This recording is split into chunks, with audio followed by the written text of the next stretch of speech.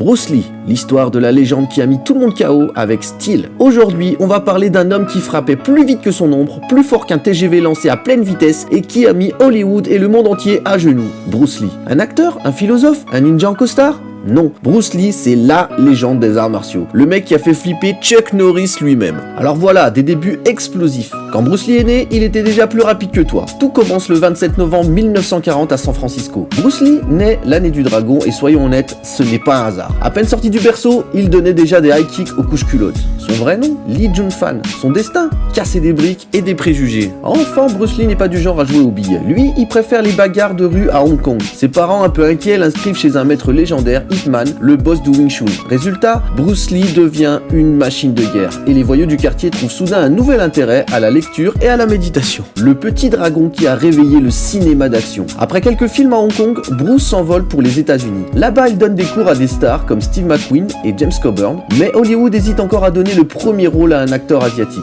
Erreur fatale. Bruce Lee explose à l'écran avec The Green Hornet. Puis il enchaîne avec des films cultes comme Big Boss, La Fureur de vaincre et bien sûr Opération Dragon. Le film qui a rendu des millions de gamins persuadés qu'ils savaient se battre. Malheureusement, une tragédie arrive et la légende est partie trop tôt. 1973. Alors que Bruce Lee est au sommet de sa carrière, le destin en décide autrement et le 20 juillet 1973, il nous quitte à seulement 32 ans. Mais son impact, lui, est immortel. Son style, son charisme, sa philosophie du Be Water, my friend. Tout ça continue d'influencer le monde entier et soyons clairs, sans Bruce Lee, pas les Jackie Chan, pas de Jet Li, pas de Kill Bill, pas de Matrix, bref, pas de style quoi.